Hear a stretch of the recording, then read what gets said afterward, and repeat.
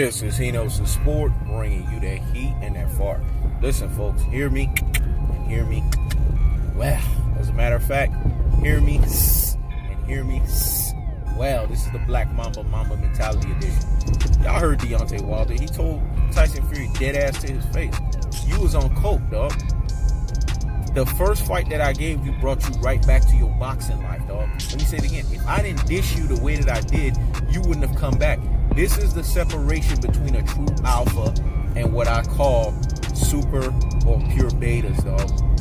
True alphas have to bring life back to betas. That's the way it rolls. It doesn't go the other way around. This is why you know Deontay Wilder has already won.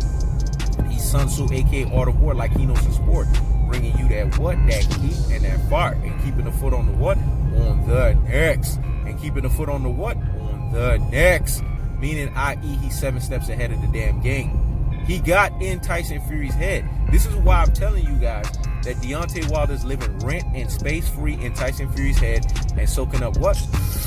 All the damn AC. Let me say it again. He's living rent and space free in Tyson Fury's head and soaking up all the damn AC. There's a reason for that. And in cold-hearted, unadulterated, cutthroat, truth-telling fashion, the truth of the fact of the matter is this.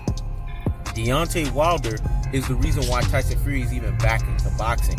If he didn't diss Tyson Fury the way that he did and engineer through his verbal dissing, Tyson Fury wouldn't be back to boxing. Remember, Tyson Fury is a cokehead. That's why I told you. What is prevalent with cokeheads? They have mentally disturbed issues. Why do you think I call him the mental lapse gypsy king? Let me say it again. Mentally disturbed individuals have what we call mental issues. Why do you think I call him mental lapse gypsy king? Because he has lapses after lapses after lapses. This is the same guy that told you, I don't care about Deontay Wilder, I don't care about Pierce Fury. You sitting here and you worried about a fighter before the woman that you sleep with at night.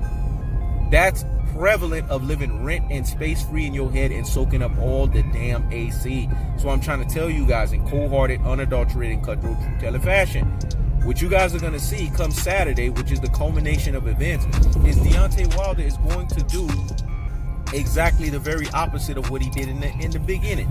He brought Tyson Fury back to boxing. Now he's going to retire him back into boxing. Y'all didn't catch that. That was so deep and profound. Let me say it again. Hear me and hear me well. As a matter of fact, hear me and hear me well. Let this marinate in the corpus callosum and in the cerebellum. Deontay Wilder brought Tyson Fury back to boxing. Now he's going to retire him from boxing come February 22nd via 7th to 9th round KO stoppage, dog, in Bomb Squad fashion, dog. That's how that fight is going to go. There's not going to be no other way. All you got to do is look at Deontay Wilder's rematches. Every time he gets to run it back, he finishes his opponents off more emphatically because he's figured their opponents out. Tyson Fury just does a bunch of herky-jerky movement with nothing that he throws. Deontay Wilder's going to figure that shit out, pick his ass apart, and have him hitting that canvas with his eyes going like this, rolling back, convulsing, and then he's going to continue to go back into his jack-off-itis syndromes. That's what he's going to be. He's going to be a fighter that's going to be basically tossed into oblivion so that he can forever jack off for the rest of his life.